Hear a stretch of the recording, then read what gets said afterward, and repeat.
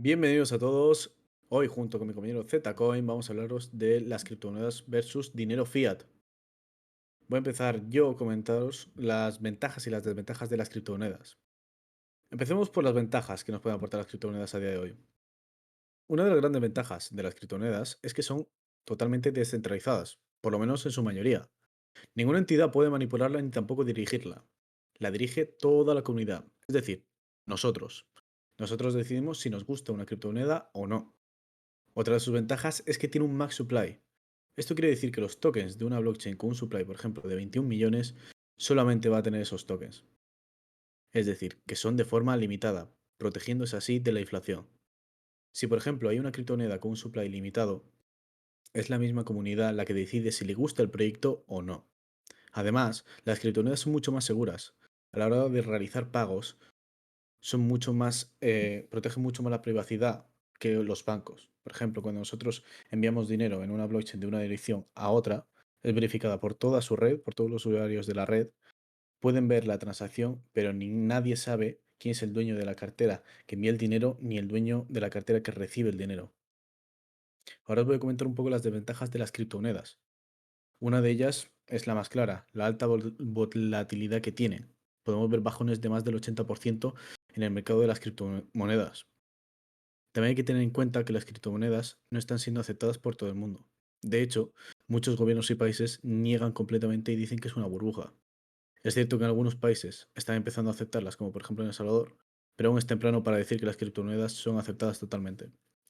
En mi opinión, las criptomonedas suponen un cambio positivo a todo nuestro sistema centralizado, donde las criptomonedas han venido para quedarse y que aún les queda mucho desarrollo y avance por delante. Ahora va a pasar Zcoin a hablaros de las ventajas y las desventajas del fiat. Así es, voy a comentaros un poco las ventajas y las desventajas del dinero fiat. Así como sucede con las criptomonedas, el tradicional dinero fiat, es decir, dinero fiduciario emitido por bancos centrales que se respalda en confianza y no en activos tangibles como el oro, pues tiene sus ventajas y también sus desventajas, efectivamente.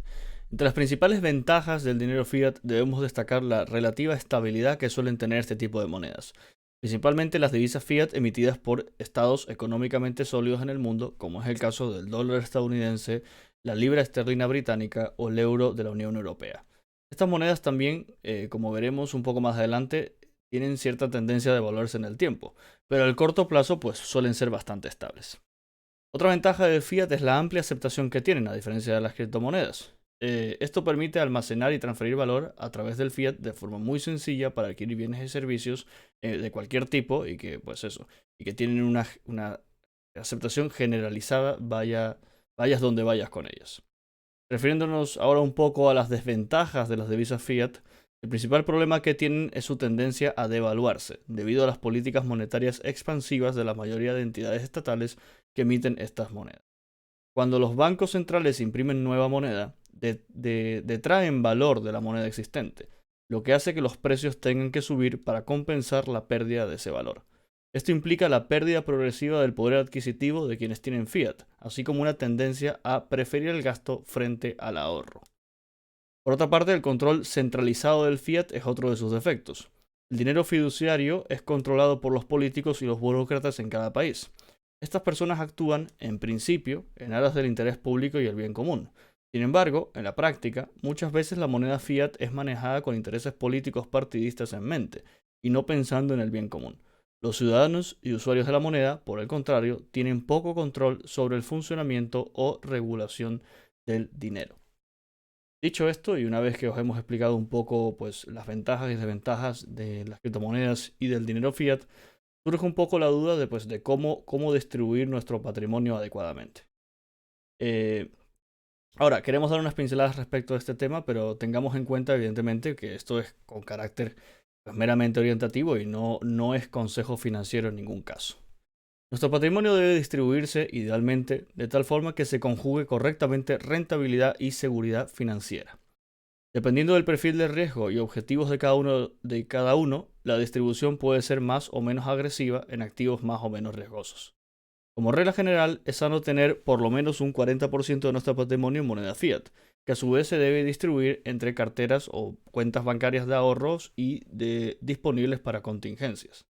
En el caso de patrimonios un poco más grandes, es conveniente tener dos o más monedas fiat fuertes para distribuir el riesgo e incluso rentabilizar tradeando entre los pares de divisas. Por ejemplo, es decir, tener euro, dólar, libras esterlinas para poder intercambiar entre esas monedas conforme bajan y suben los precios de los distintos pares.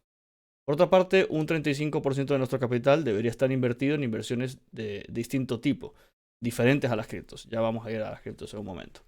Según nuestro perfil de riesgo, evidentemente, pues pueden ser, según nuestro perfil en general de inversor, pueden ser acciones, pueden ser inmuebles, fondos o incluso metales como el oro y la plata. Estos activos deben tener una proyección a largo plazo. Es recomendable incluir algunos activos que generen rentabilidad periódica, como son las acciones de empresas que reparten dividendos. Finalmente, un 25% de nuestro patrimonio puede estar conformado por criptomonedas. En patrimonios más grandes, quizás es recomendable que no supere el 15 o incluso el 10%, dependiendo evidentemente de nuestro perfil. Para perfiles de riesgo un poco más peligrosos o un poco más arriesgados, pues podríamos asumir incluso un 35 o en algún caso extremo un 40% de exposición a criptomonedas.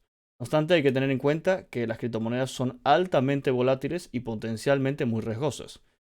Dentro de nuestro portafolio de criptomonedas deberíamos tener siempre una liquidez de stablecoins, USDT, USDC, USD, etc., de por lo menos el 20 o el 30%. Lo restante debería ser siempre Bitcoin y criptomonedas de alta capitalización. Por eso podemos, por ejemplo, revisar páginas como CoinMarketCap y cerciorarnos de que la mayoría de nuestras monedas se encuentran, pues, por lo menos en el top 10, top 20 de monedas de alta capitalización, porque estas monedas, evidentemente, pues, conjugan, pues, eh, diría yo, un mejor ratio de riesgo-beneficio. No deberíamos en ningún caso invertir más de un 10% de nuestra cartera cripto en monedas de baja capitalización o meme coins, ya que estas monedas pues presentan evidentemente alta volatilidad e incluso riesgo de pérdida de valor repentino y fuerte. Esperamos que esta información y estas explicaciones hayan sido de vuestro interés. Muchísimas gracias y nos vemos en el siguiente módulo.